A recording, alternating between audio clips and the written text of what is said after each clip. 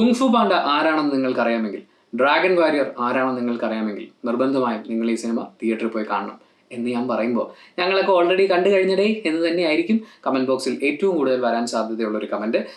കാരണം പടം ഇറങ്ങിയിട്ട് ഒരാഴ്ചയായി, സിനിമ നല്ല അഭിപ്രായത്തോടുകൂടി തന്നെ മുന്നോട്ട് പോവാണ്. ഞാനും ഈ പടം ഫസ്റ്റ് ഡേ പോയി കണ്ടതാണ്. എനിക്ക് വളരെയധികം ഇഷ്ടപ്പെട്ടതാണ്. പക്ഷേ അന്ന് വീഡിയോ ചെയ്യാൻ പറ്റിയില്ല, ഒരു ഡിലേ വന്നുപോയി. പക്ഷേ ലേറ്റ് ആയാലും ഈ സിനിമയെക്കുറിച്ച് സംസാരിക്കണം എന്ന് തന്നെയാണ് എനിക്ക് തോന്നുന്നത്. കാര്യം ഇത് അത്രയും രസമുള്ളൊരു സിനിമയാണ്. ഞാൻ വളരെയധികം എൻജോയ് ചെയ്തൊരു സിനിമയാണ്. ഈ സിനിമയെക്കുറിച്ച് പറയുമ്പോൾ കുങ്ഫു പാണ്ട 4 ആണ്. അപ്പോൾ ചില ആൾക്കാരൊക്കെ വിചാരിക്കും ഇതിന് മുമ്പുള്ള പാർട്ടൊക്കെ കണ്ടിട്ടില്ലെങ്കിൽ എന്തെങ്കിലും നഷ്ടമാകുമെന്ന്. കണ്ടിട്ടില്ലെങ്കിൽ കുഴപ്പമൊന്നുമില്ല.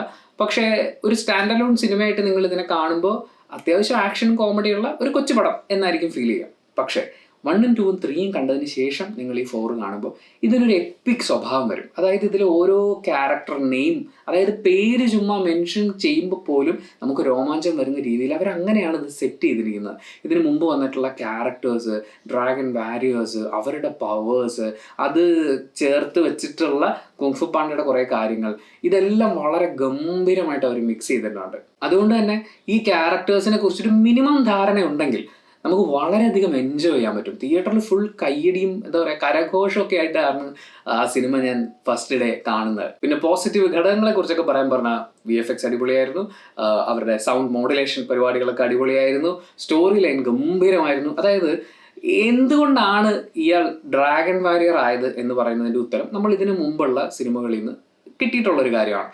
പക്ഷേ ഉഗ് എന്തുകൊണ്ടാണ് ഇയാളെ ചൂസ് ചെയ്തത്, ആ വിസ്ഡം സ്റ്റിക്ക് അങ്ങനെയല്ലേ പറഞ്ഞത്, ആ സാധനം എന്തിനാണ് ഈ പുള്ളിനെ ഏൽപ്പിച്ചിരിക്കുന്നത് എന്നുള്ളതിൻ്റെ ഒരു ഉത്തരം ശരിക്കും ഈ സിനിമ തരുന്നുണ്ട്. അതായത് ഈ കുങ്ഫു പാണ്ട എത്രമേൽ വലിയൊരു, അതായത് ഒരുപാട് മാസ്റ്റേഴ്സ് ഉണ്ടല്ലോ, കുങ്ഫുവിൻ്റെ ഒരുപാട് മാസ്റ്റേഴ്സ് ഉണ്ട്.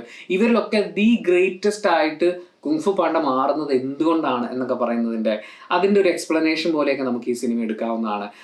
അതിൽ ഈ പറയുന്ന ഇമോഷണൽ സാധനങ്ങൾ അവർ ഒരുപാട് കണക്ട് ചെയ്തിട്ടുണ്ട്.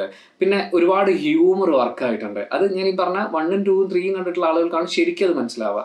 പിന്നെ സൗഹൃദത്തിൻ്റെ ലെയേഴ്സ്, നമ്മൾ എപ്പോഴും ഈ കൂട്ടുകാരെന്ന് പറയുമ്പോഴേ ഒരിക്കൽ ചതിച്ചു കഴിഞ്ഞാൽ പിന്നെ എപ്പോഴും ചതയും ചന്തു മുതുകിന്ന് കുത്തും എന്നൊക്കെ പറയുന്ന പോലത്തെ അങ്ങനത്തെ തോട്ട് പ്രോസസ്സ് ഒക്കെ ഉണ്ടല്ലോ. ഫ്രണ്ട്സ് ആകുമ്പോൾ ഒരുപാട് അങ്ങോട്ടും ഇങ്ങോട്ടുള്ള കാര്യങ്ങളുണ്ടാവും, അണ്ടർസ്റ്റാൻഡിങ് ഇഷ്യൂസ് ഉണ്ടാവും, അതൊക്കെ നമ്മൾ ഓവർകം ചെയ്യുന്ന ഒരു മൊമെൻ്റ് ഉണ്ടാവും എന്നൊക്കെ പറയുന്ന കുറേ സാധനങ്ങളുണ്ട്. അതുപോലെ അച്ഛൻ മകൻ പാസം സാധനങ്ങൾ, അതൊക്കെ നന്നായിട്ട് വർക്കൗട്ട് ആയിട്ടുണ്ട്. വേറെ ഒരുപാട് രസമുള്ള കുറേ കാര്യങ്ങളുണ്ട്.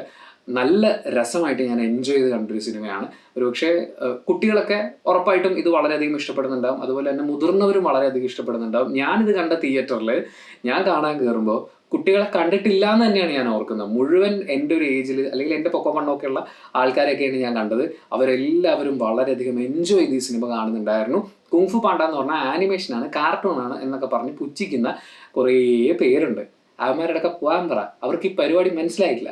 സംഭവം ആനിമേഷൻ ആണെങ്കിലും ഒരു മനുഷ്യൻ ചെയ്യുന്നതാണെങ്കിലും ഒരു സിനിമ കാണുമ്പോൾ നമുക്കൊരു ഇമോഷൻ ഉണ്ടാവണം.